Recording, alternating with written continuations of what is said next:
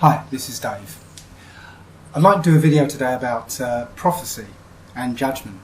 I've done a lot of research on human history in the Bible and turned up a few interesting things about biblical prophecy.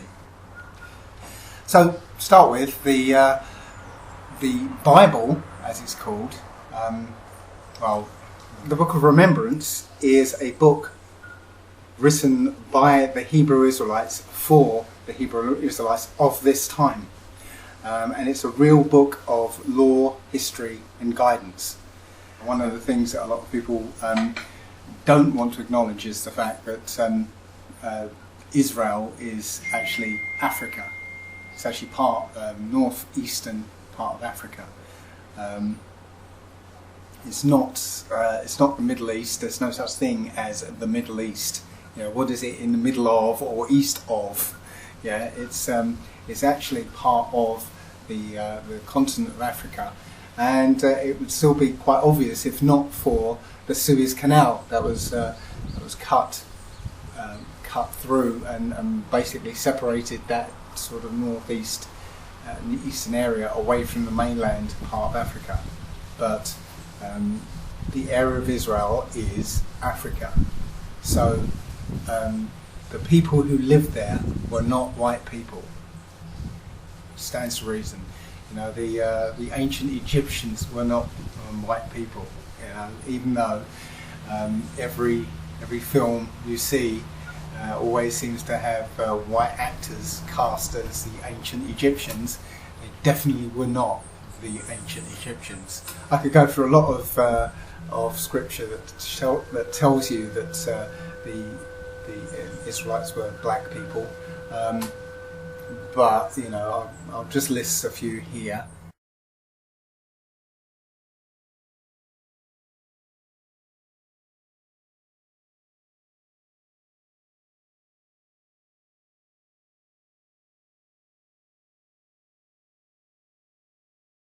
Moses, for instance, and this is the big one, even though he was played by Charlton Heston in the film, there was a section in the Bible, in the Book of Remembrance, that where the Most High commanded him to put his hand inside his bosom and then take it out, and his hand was turned white. And then he put his hand back and took it out, and it turned back to its original colour. You know, for some strange reason they left that out of the film. So, you know, if you can go through the entire book and you'll see, you know, little allusions to the fact that everyone there was black. I'm not going to go into much more detail. There's plenty of resources that show the same thing. One thing I will mention is that you can just go and do a search on YouTube for Russian biblical icons. Just do an image search for it, and you'll find that everybody, you know, depicted in those Russian icons are shown as black people. Russia was the last European country to essentially be whitenized, and because of that, the process of iconoclasm, which is the destruction of icons, did not take place in Russia. Everywhere else in Europe, all the religious icons were destroyed and rebuilt or repainted or, you know, resculpted, so that they were essentially whitenized. So that did not happen in Russia. So prior to 500 years ago, this is how they looked. So the inevitable conclusion is that these are not the chosen people. The people living in that area, they know the truth. That includes the president, the former president of Egypt, Gamal Abdul Nasser, who stated on television about the Jewish people who were his neighbours, that there will never be peace between them because they left the country black and came back white. Yeah? And all these films that have come out of Hollywood. Funny how a lot of these films have just come out recently. The biblical ones such as Noah and Exodus. Well, they've been banned in all of the countries near to where those events actually happened. So the people from that area, they know the truth, and they just will not accept these Hollywood whitenized versions of these stories. So the chosen people, the people of the book, are us, are the so-called Negroes. The best word to use is Hebrews. Yeah? We are the Hebrews. But I have to say that we are not Africans. Africans and Negroes are two very different peoples. Skin colour and race are essentially red herrings. They've been introduced to muddy the water, confuse everybody, link peoples together who aren't really meant to be linked together. It's just a diversionary tactic. Africans and Negroes are two very different peoples. Africans are Hamites. They come from Ham, son of Noah, and Hebrews come from Shem. There are physical differences between Africans and Hebrews. For one thing, African men cannot grow beards. Yeah? African women cannot grow afros. There are differences in skull shape and skeletal. There are skeletal differences too. And when you go into the Book of Remembrance, you'll find that Ham is described as the progenitor of the darker races, not the Negroes. And then it lists the native African races, for want of a better word. The Ethiopians, the Egyptians, the Libyans, and the Canaanites. So let's look at the big prophecy. This is the main event as far as the Book of Remembrance is concerned. There are various prophecies throughout the history of the Israelites, but most of the Book of Remembrance is focused on this one last prophecy, this one last event, being a massive, well-documented event in history. So, I mean, it's an amazing thing. I mean, calendars have been messed up, so you can't really work stuff out by time. We've had the Julian calendar, we've had the Gregorian calendar, and so if we're trying to look at dates, it's very difficult to actually figure out when anything really was. And there's also some theory about 1,000 years being taken out or whatever. But what's interesting is that this book really just talks about events, not dates. So in that way, you can actually look at historical events as markers in a timeline. And the book goes by historical events. And the biggest event in this book is actually revealed in Genesis 15:13.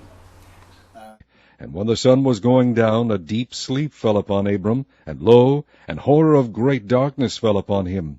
And he said unto Abram, Know of a surety that thy seed shall be a stranger in a land that is not theirs, and shall serve them, and they shall afflict them 400 years. And also that nation whom they shall serve will I judge, and afterward shall they come out with their great substance.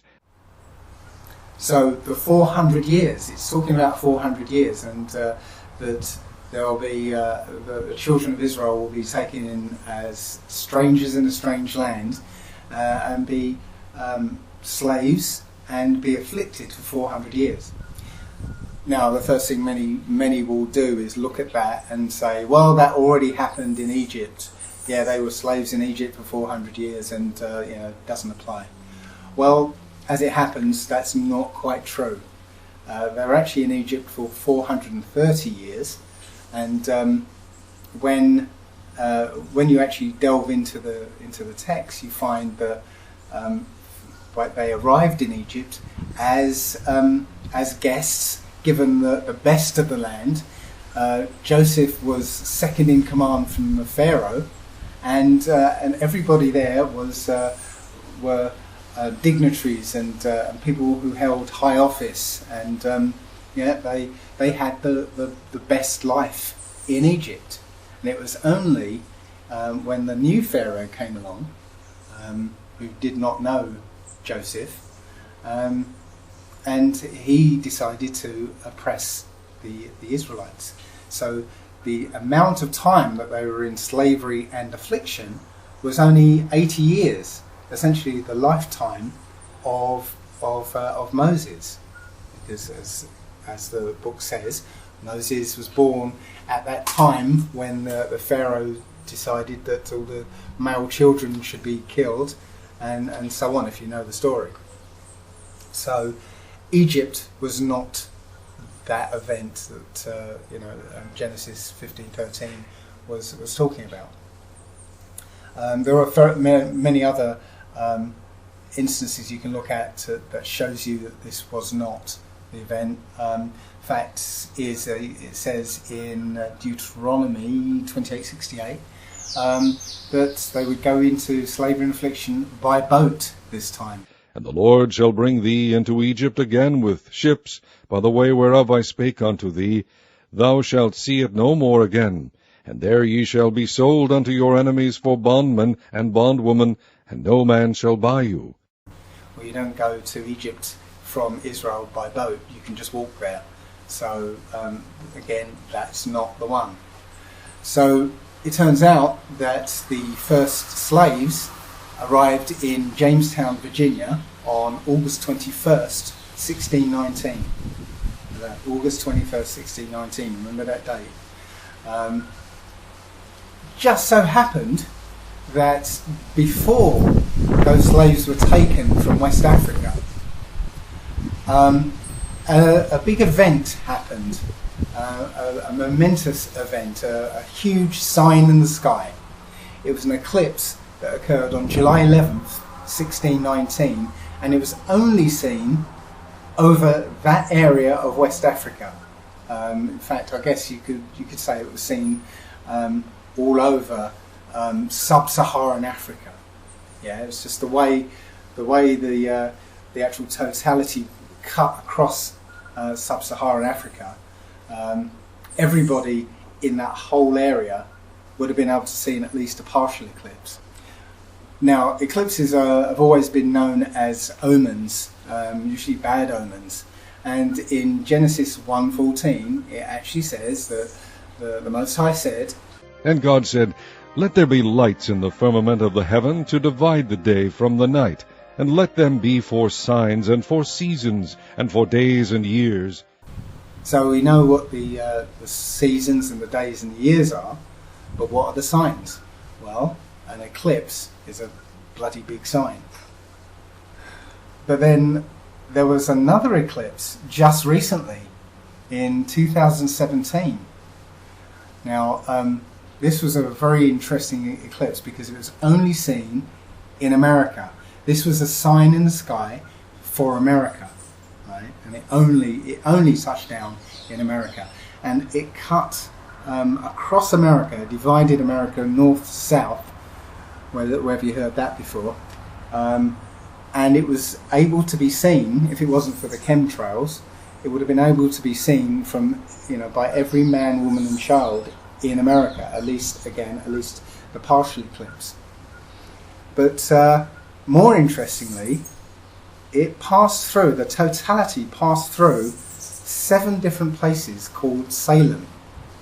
Right, starting in Salem, Oregon, went through Salem.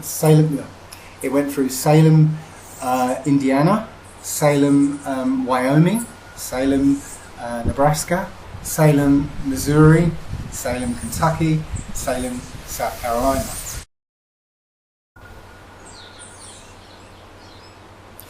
There are actually 24 or 26 Salems in America, so that might not seem like significant, but there are 46 spring fields in America, and the path of totality didn't go anywhere near any of those spring fields, but it went through 7, and 7 is a significant number for the Most High. It went through 7 Salems. Now, Salem is actually short for Jerusalem. So we had an eclipse in America, only seen by America, that went through 7 Jerusalems. Very interesting. The path of totality also went over every fault line in America, starting with the Cascadia fault line, and then Yellowstone and New Madrid. Now, New Madrid is interesting because at that point the totality actually peaked, so it was visible for the longest time actually over the New Madrid fault line. So I'll get back to that in a little while. So perhaps that was the sign of slavery, of their impending slavery and affliction. So why did they go into slavery? Well, the Hebrew Israelites were in a blood covenant with the Creator, essentially. In Exodus, the Hebrews vowed to keep to the covenant made between them and the Most High. But and the details of what would happen according to this covenant were in Deuteronomy 28, the blessings and the curses. So if they kept to the script, if they kept to the covenant, then the Most High was going to bless them, and that's detailed in the early part of Deuteronomy 28. But if they failed to keep to the covenant, Deuteronomy 28:15 is where it starts to talk about the curses that they would have to endure. But it shall come to pass, if thou wilt not hearken unto the voice of the Lord thy God, to observe to do all his commandments and his statutes which I command thee this day, that all these curses shall come upon thee, and overtake thee. Cursed shalt thou be in the city, and cursed shalt thou be in the field. Cursed shall be thy basket and thy store. Cursed shall be the fruit of thy body, and the fruit of thy land, the increase of thy kind, and the flocks of thy sheep. Cursed shalt thou be when thou comest in, and cursed shalt thou be when thou goest out. The Lord shall send upon thee cursing, vexation, and rebuke in all that thou settest thine hand unto for to do, until thou be destroyed, and until thou perish quickly, because of the wickedness of thy doings, whereby thou hast forsaken me. The Lord shall make the pestilence cleave unto thee, until he have consumed thee from off the land, whither thou goest to possess it. The Lord shall smite thee with a consumption, and with a fever, and with an inflammation, and with an extreme burning, and with a sword, and with blasting, and with mildew, and they shall pursue thee until thou perish. And thy heaven that is over thy head shall be brass, and the earth that is under thee shall be iron. The Lord shall make the rain of thy land powder and dust. From heaven shall it come down upon thee, until thou be destroyed. The Lord shall cause thee to be smitten before thine enemies. Thou shalt go out one way against them, and flee 7 ways before them, and shalt be removed into all the kingdoms of the earth. And thy carcass shall be meat unto all fowls of the air, and unto the beasts of the earth, and no man shall fray them away. The Lord will smite thee with the botch of Egypt, and with the emerods, and with the scab, and with the itch, whereof thou canst not be healed. The Lord shall smite thee with madness, and blindness, and astonishment of heart. And thou shalt grope at noonday, as the blind gropeth in darkness, and thou shalt not prosper in thy ways. And thou shalt be only oppressed and spoiled evermore, and no man shall save thee. Thou shalt betroth a wife, and another man shall lie with her. Thou shalt build an house, and thou shalt not dwell therein. Thou shalt plant a vineyard, and shalt not gather the grapes thereof. Thine ox shall be slain before thine eyes, and thou shalt not eat thereof. Thine ass shall be violently taken away from before thy face, and shall not be restored to thee. Thy sheep shall be given unto thine enemies, and thou shalt have none to rescue them. Thy sons and thy daughters shall be given unto another people, and thine eyes shall look and fail with longing for them all the day long. there shall be no might in thine hand. The fruit of thy land and all thy labors shall a nation which thou knowest not eat up, and thou shalt be only oppressed and crushed away, so that thou shalt be mad for the sight of thine eyes which thou shalt see. The Lord shall smite thee in the knees and in the legs with a sore botch that cannot be healed, from the sole of thy foot unto the top of thy head. The Lord shall bring thee and thy king which thou shalt set over thee unto a nation which neither thou nor thy fathers have known. And there shalt thou serve other gods, wood and stone. And thou shalt become an astonishment, a proverb, and a byword among all nations whither the Lord shall lead thee. Thou shalt carry much seed out into the field, and shalt gather but little in, for the locust shall consume it. Thou shalt plant vineyards and dress them, but shalt neither drink of the wine nor gather the grapes, for the worms shall eat them. Thou shalt have olive trees throughout all thy coasts, but thou shalt not anoint thyself with the oil, for thine olive shall cast his fruit. Thou shalt beget sons and daughters, but thou shalt not enjoy them, for they shall go into captivity. All thy trees and fruit of thy land shall the locust consume. The stranger that is within thee shall get up above thee very high, and thou shalt come down very low. He shall lend to thee, and thou shalt not lend to him. He shall be the head, and thou shalt be the tail. Moreover, all these curses shall come upon thee, and shall pursue thee, and overtake thee, till thou be destroyed, because thou hearkenest not unto the voice of the Lord thy God, to keep his commandments and his statutes, which he commanded thee. They shall be upon thee for a sign and for a wonder, and upon thy seed forever, because thou servedst not the Lord thy God with joyfulness, and with gladness of heart, for the abundance of all things. Therefore shalt thou serve thine enemies, which the Lord shall send against thee, in hunger, and in thirst, and in nakedness, and in want of all things. He shall put a yoke of iron upon thy neck, until he have destroyed thee.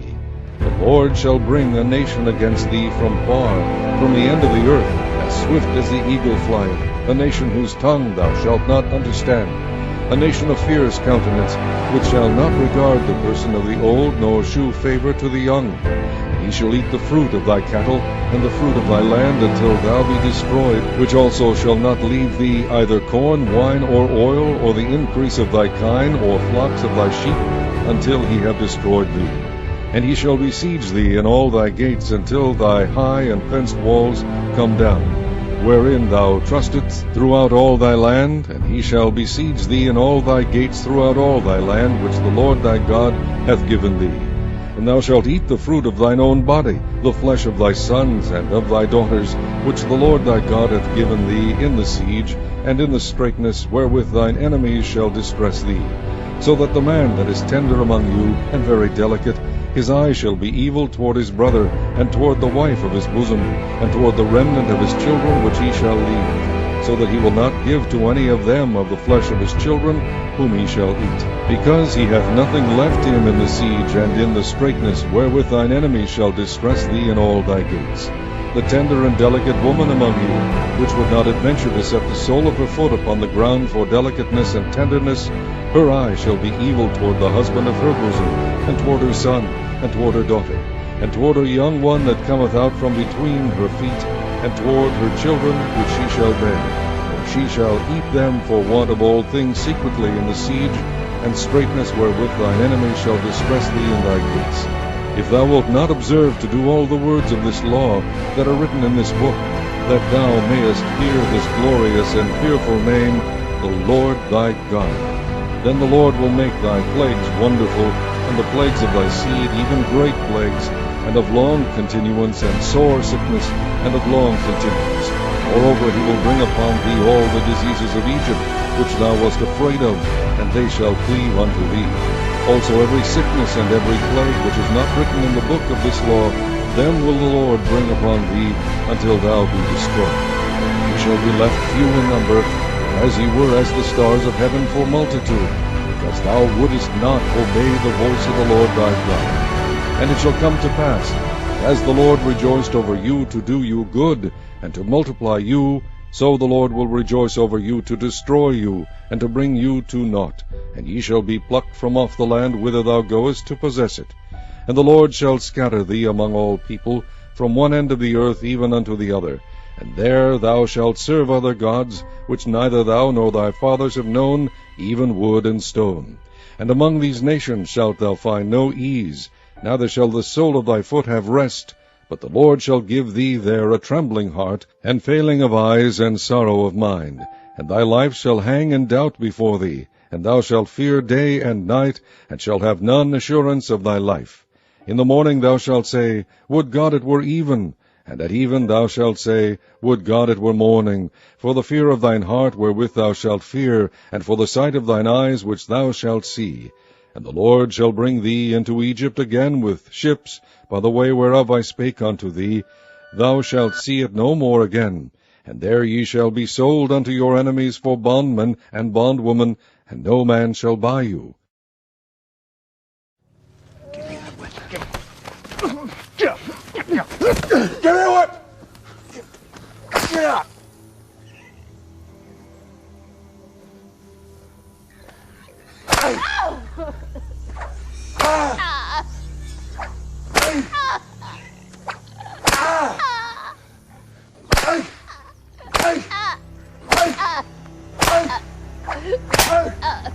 Oh, devil! Sooner or later, somewhere in the course of eternal justice, thou shalt answer for this sin.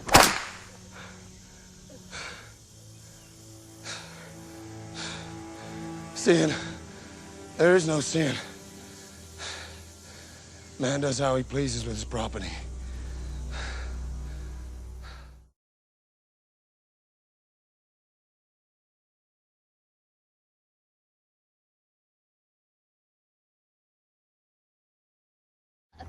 Oh, devil! Sooner or later, somewhere in the course of eternal justice, thou shalt answer for this sin. When you look down the list of curses, you'll see that matches not only what happened to the black people in America, but also those who remain behind in Western Africa, Sub-Saharan Africa, under colonialism. Also what happened to the Irish and the Scots, who were also black people originally, as they were basically killed or castrated or transported to the West Indies, and how the women who remained behind were raped, and essentially the black colour was bred out. It also matches what happened to the so-called Indians in America, the Aboriginal Americans, under colonialism, that sort of colonialism. Also, what happened basically to every black population around the world. So it was a worldwide event. That's why it's why the Book of Remembrance focuses on that event, because it was such a huge event. But the most important thing about the eclipse is the date at which it actually occurred. It was August 21st, 2017, exactly 398 years to the day when the first slave set foot in Jamestown, Virginia. Now, I think there's too many so-called coincidences for that to be chance. Signs are usually given as advance notice for tumultuous events, and I believe that the event in question, will occur 2 years on from that date. August 21st, 2019 is the 400th anniversary of the first slave setting foot in America. That's the 400 years of slavery and affliction, ending next year. So the end of slavery is approaching, and over the last 100 years we've seen our plight steadily improve over that time. We're no longer out in the field from sun up to sundown picking cotton. Our life has improved, but we're still under the same affliction. The slavery is now economic, but things are changing. The end of slavery is approaching, and the earth is preparing.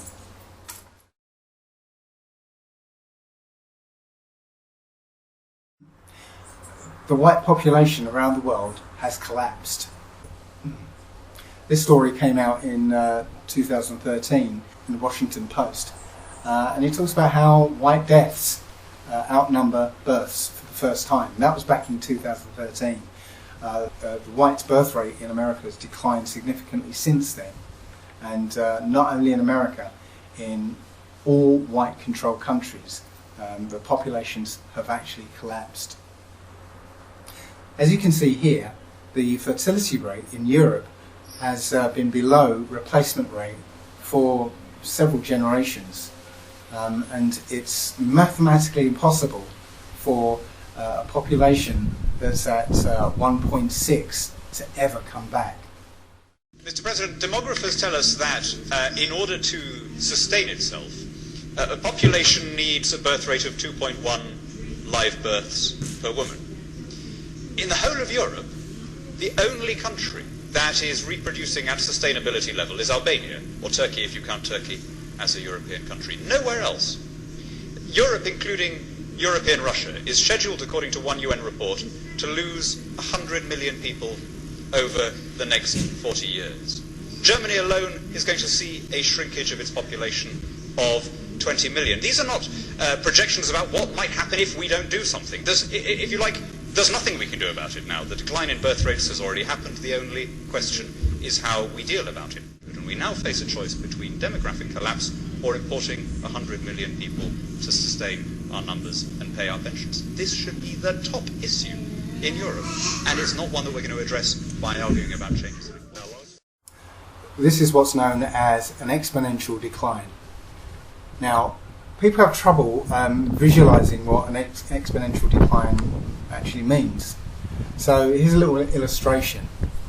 If you had a jar with 1,023 jelly beans in it, and on the first day you went and you ate one of them. Second day you doubled that and you ate two. Next day you doubled that, you ate four, and so on and so on. It only takes 10 days before that jar is completely empty. But what day do you think it will be when that jar is half full? Now most people kind of lean towards like day 5, it being halfway through the 10 days. But it might surprise you to learn that it's actually day 9. So on the penultimate day, the jar will still be half full. And of course, the next step would be to take the rest of the beans. To double it will be taking the rest of the beans and the jar will be empty. The point is, with an exponential decline, you never see it coming. You just don't see it happening. So some of the factors in this exponential decline is the fact that sperm rates amongst white men in, again, all the white-controlled countries, such as, it says here, America, Europe, Australia, New Zealand, they've fallen to more than 50% in less than 40 years. And I found this story that shows that it's 60% drop in male sperm counts in those countries. And I focus on the US because it's easy to get data from the US. Well, the suicide rate in the US has spiked amongst white people. Also, the drugs that were invented to destroy black communities, now white people are getting addicted to them. It's now reached epidemic proportions. They've renamed it the opioid crisis because they don't want to link it to heroin, but it's still heroin. The Chinese have created a new version of it which is even more addictive. But now that it's hit white America, drug addiction is now not criminalised, but it's now treated as a disease, even though it's still criminalised when a black person is caught with any of these drugs. They're still incarcerated. But if white people get addicted to these things, well, they're treated treated as though they've now got a disease. Go figure. Also, so-called deaths of despair have peaked amongst white working class people. That is, people overdosing on drugs, drinking themselves to death, dying of cirrhosis of the liver, and committing suicide.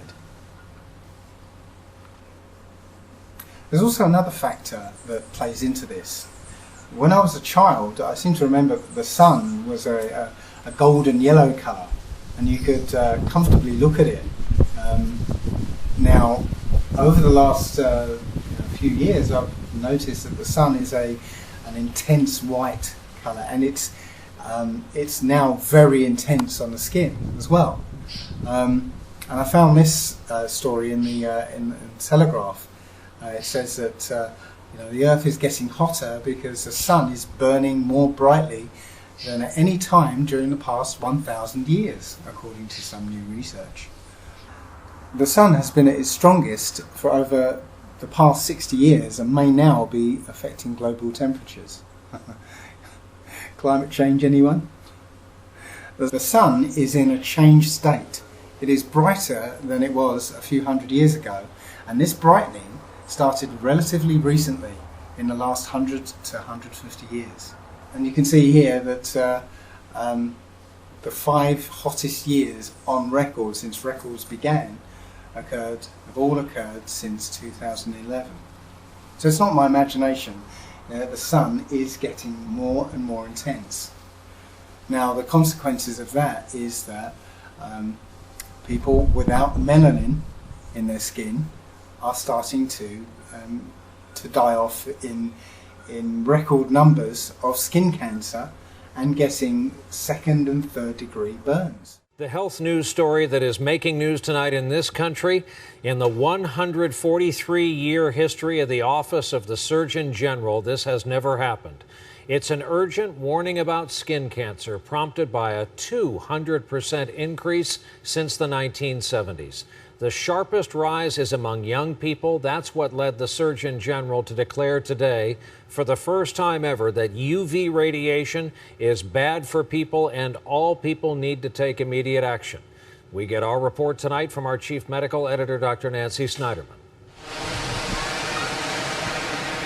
Along Miami Beach, I decided to embrace the sun and look like I'm dark. It brings out my eye color and makes my hair look blonder. getting a golden tan now means paying for it later. According to the Surgeon General and the nation's dermatologists, skin cancer is an epidemic striking younger people. I remember when I saw my first patient who was in their mid-20s with a skin cancer, and people saying, I've never seen someone that young with skin cancer. Now I've seen people in their teens with skin cancer. So it's happening earlier and earlier. They've gotten their skin checked. Former television reporter Stacey Escalante admits she spent too much time in the sun and tanning beds. I was diagnosed with melanoma, and it actually spread to my lymph nodes. A young mother in her early 30s, she survived and is now an advocate for early detection. Doctors warn just one sunburn as a child significantly increases the chances of getting skin cancer later in life. For the best protection, here's something you might not realize about using sunscreen with an SPF higher than 50. Once you get above an SPF 50, the increase in sun protection is minimal. However, to get full protection of the SPF listed on the bottle, you have to put the sunscreen on very thickly. Use at least an ounce, that's about a shot glass full. Apply every 1 to 2 hours, especially after swimming, and make sure it's water resistant and offers broad spectrum protection. Skin cancer is now the most commonly diagnosed cancer in the United States, and a reminder that Black Americans have a poorer survival rate than whites, proving that no one is safe from the sun's damaging rays. Now that last bit isn't quite true, where she said that even black people are suffering from exposure to the sun. That's absolutely not true. We got loads of melanin!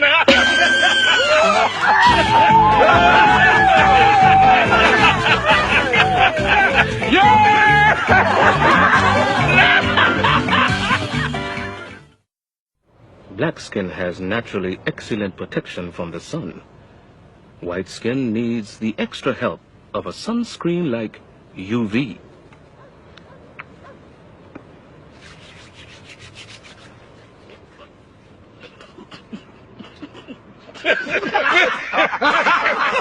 Better to be said than sorry.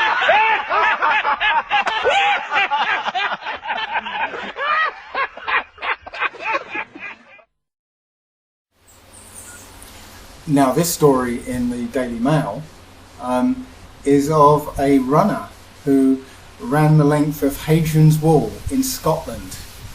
Yeah. Now, Scotland isn't known for its blisteringly hot summers. Yeah. So she ran in what would be considered, just a bright day, perhaps. And she ran in the sun for 21 hours. And literally this was the result. And there are people with these agonizing burns all over their bodies just from being out in the sun. There are serious consequences for getting and being wrong on this type of issue. Because people hear your comments, they see your comments, and they think there's nothing wrong with the sun, and they go out and they take their children out, and the people that are ending up in the ER are setting records. And sometimes the sun is so hot it actually drives people off the beach. So don't be one of these people, and don't listen to the clowns who say that my warnings mean absolutely nothing to you, because this is what we need to try to prevent. Some of the most grotesque sunburns in the world coming in the last 2 to 3 years. People are dying on hikes that normally don't kill people. You're being dehydrated from the inside out, and you're being scorched from the exterior as well. Even more interesting is something I didn't even know was possible, that people's eyes were getting sunburned.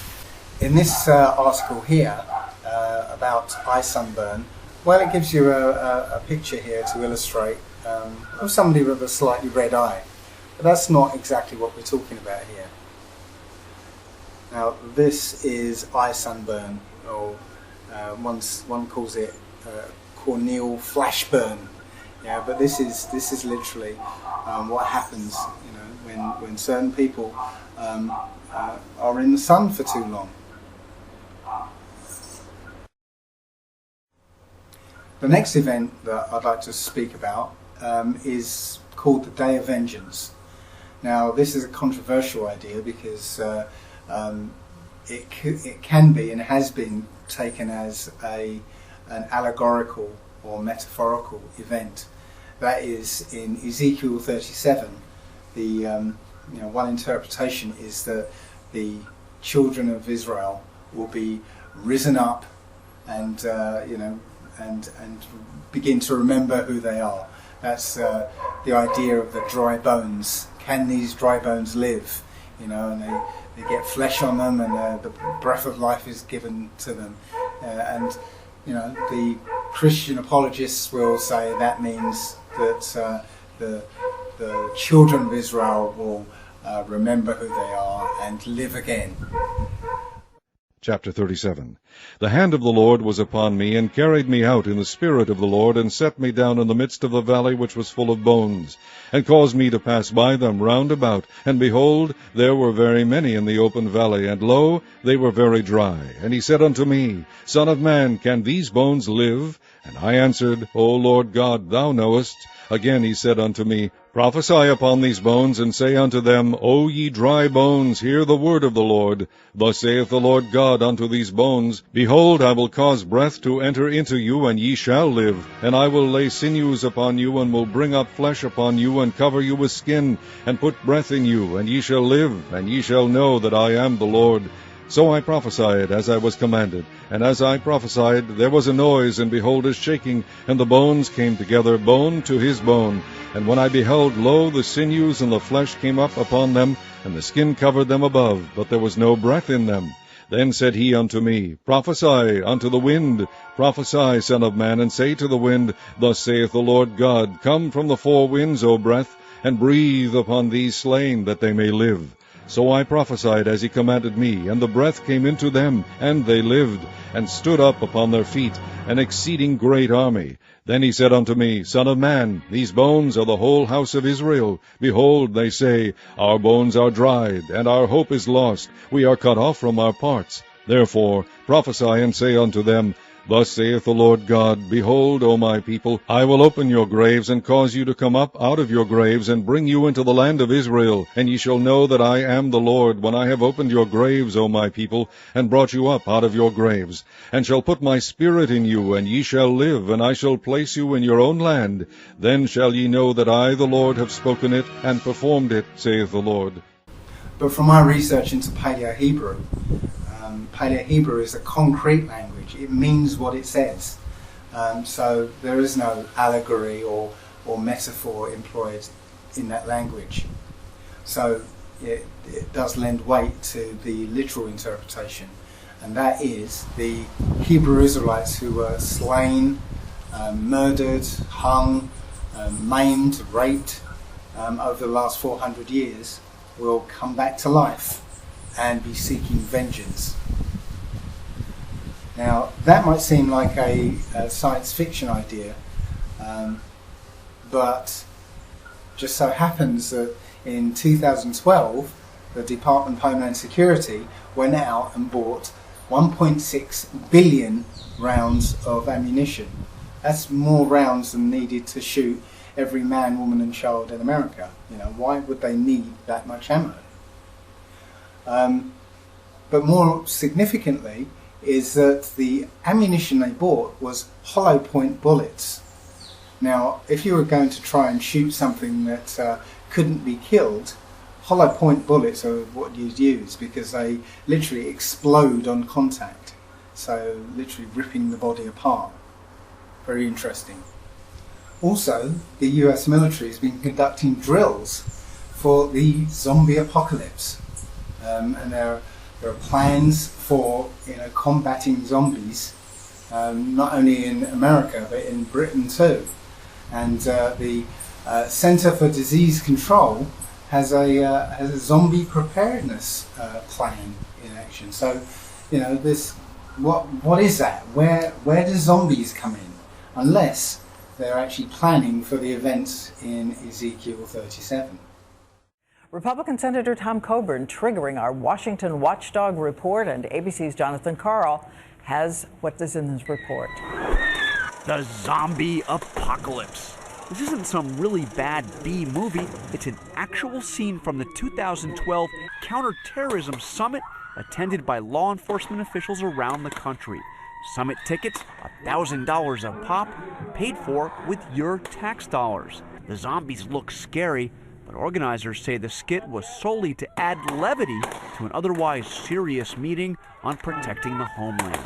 Senator Tom Coburn says it's just another example of more than $7 billion in questionable homeland security spending every year. Blown.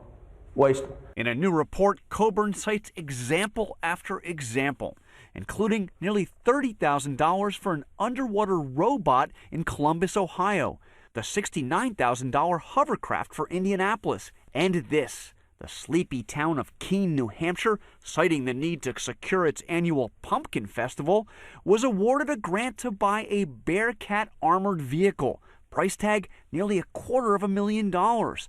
Department of Homeland Security told us its grants, quote, make our communities safer places to live. Coburn says there's just too much waste. So the examples you cite here are the tip of the iceberg? Sure. All over the government, everywhere you look, is what? Is waste, incompetence, and stupidity. Then again, can you ever be too prepared for the zombie apocalypse? Jonathan Karl, ABC News, Capitol Hill. So the next event that's prophesied by the Book of Remembrance is the second Exodus, where the children of Israel all over the world will be gathered back into their land. They'll be transported back by plane, by boat, in whatever way, back to their land. once again, the American government have a contingency plan to deal with black people who start realizing their identity by labeling those people as black identity extremists. They've got a plan, a contingency plan, for an insurrection of black people called the King Alfred Plan.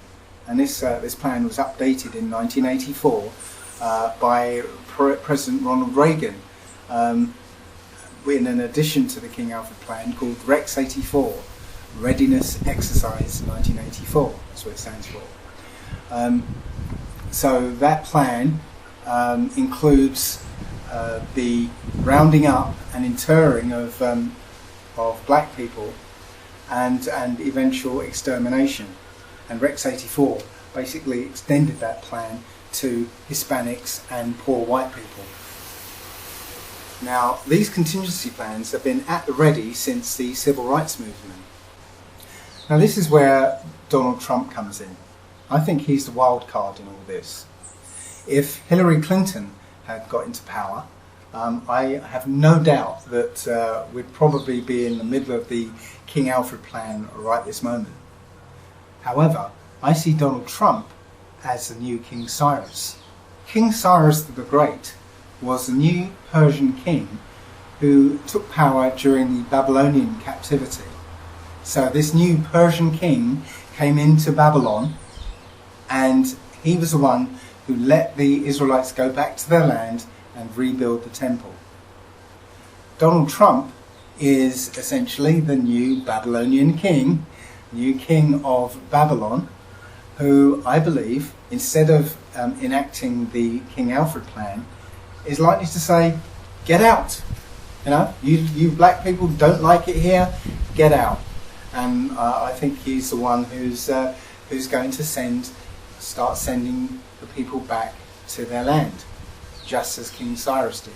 And what a coincidence that the Jewish people have issued this coin to celebrate Donald Trump as King Cyrus. Yeah. Now they say it's because Donald Trump officially recognised Jerusalem as the capital city, but no, it's this is prophecy coming about. Donald Trump is going to act as King Cyrus. And one of the things that Donald Trump has actually done, he passed H.R. 1242. Now this bill is known as the 400 Years of African American History Commission Act, basically making funds available for the celebration of 400 years of slavery, as if we wanted to celebrate that. Yeah. So, but it's actually a plan that makes funds available for the 400th year of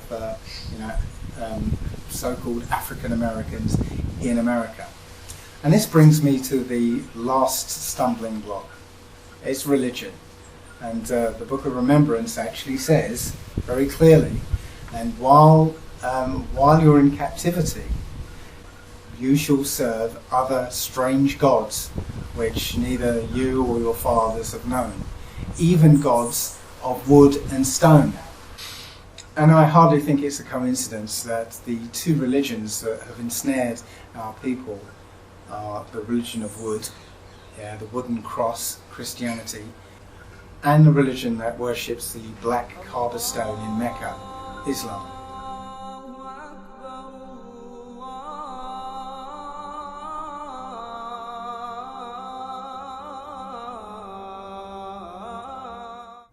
Now, I get a lot of flack from Christians about the idea that Jesus or Yeshua or Yahushai, Yeshaya, Yahusha, Yahushua, or whatever alias you want to use, is a fictional character.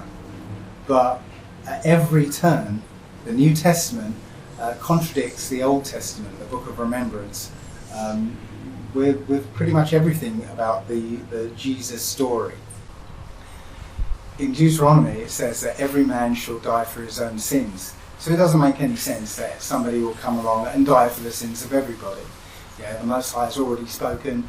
Yeah, he can't lie, he can't change, And this idea that somebody can come along and die for everybody's sins is a change, and it's not right. The Jesus story also comes along with a few ideas, such as the new covenant. In Jeremiah chapter 31, verse 31, it talks about the new covenant.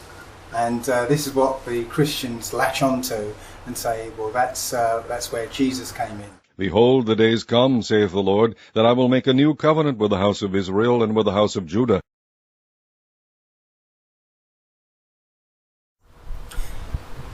But if they were to read on to verse 34, Jeremiah describes exactly what that new covenant would look like. But this shall be the covenant that I will make with the house of Israel. After those days, saith the Lord, I will put my law in their inward parts, and write in their hearts, and will be their God, and they shall be my people. And they shall teach no more every man his neighbor, and every man his brother, saying, Know the Lord, for they shall all know me, from the least of them unto the greatest of them, saith the Lord. For I will forgive their iniquity, and I will remember their sin no more. He says that the Most High will write his word, his law, into everyone's inward parts, such that nobody would have to ask about the Most High, because they would already know. That doesn't describe the world today. So the new covenant hasn't arrived yet. So that blows most of what Jesus has to say out of the water. Yeah, we're not under his grace, we're under the old covenant still. That hasn't changed. So there are so many other things, such as this Jesus being the Saviour. No, it says the Most High says 6 times that He is the only Saviour, and there's no one, no God, nobody beside Him. It's almost as though the Most High knew there would be some kind of confusion in the future. Yeah.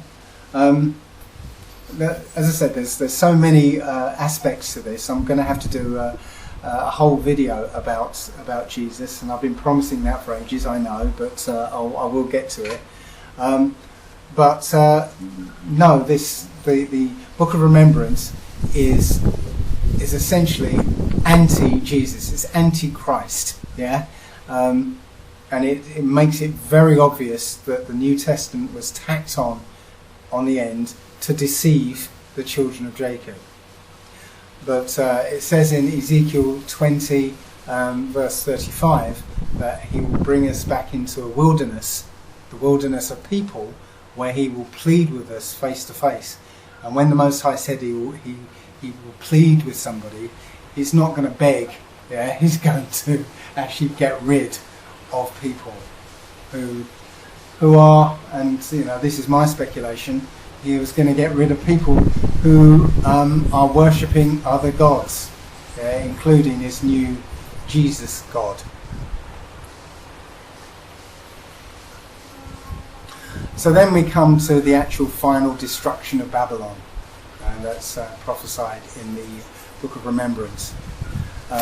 It's Isaiah chapter 13, verses 19 and 20. It says, And Babylon, the glory of kingdoms, the beauty of the Chaldees' excellency, shall be as when God overthrew Sodom and Gomorrah.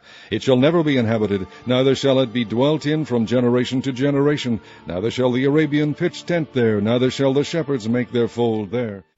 Now, I said earlier that the path of totality of the 2017 eclipse went across every major fault line in America, including the New Madrid fault line, where it actually peaked at that spot.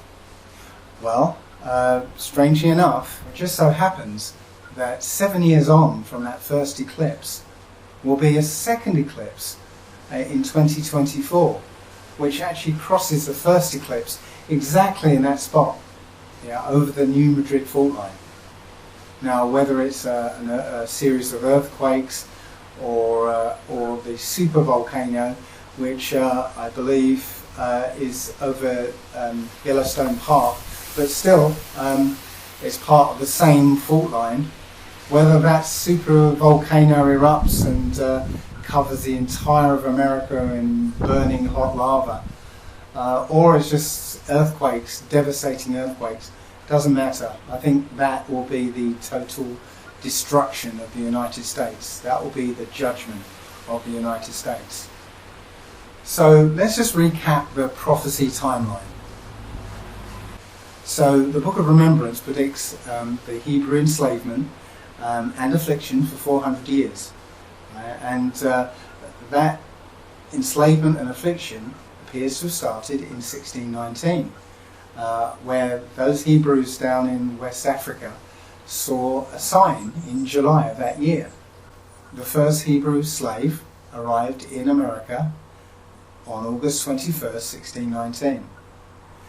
Exactly 398 years later, America received a warning sign of judgment to come. 2 years on from that sign marks the 400th year of slavery and affliction, the end of that period of slavery. We have then the day of vengeance to come, and it's not only talked about in Ezekiel, it's also talked about in Isaiah. But we have the day of vengeance, followed by the gathering of the Hebrew Israelites from around the world in the second Exodus. 7 years later on, from that first sign, comes the second sign in 2024, which I believe will be judgment. That second eclipse forms a kind of X, where X marks a spot.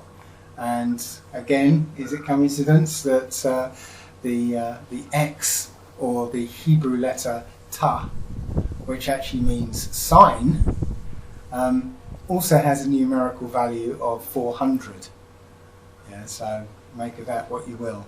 But I believe the year 2024 will be the year of judgment for the United States of America.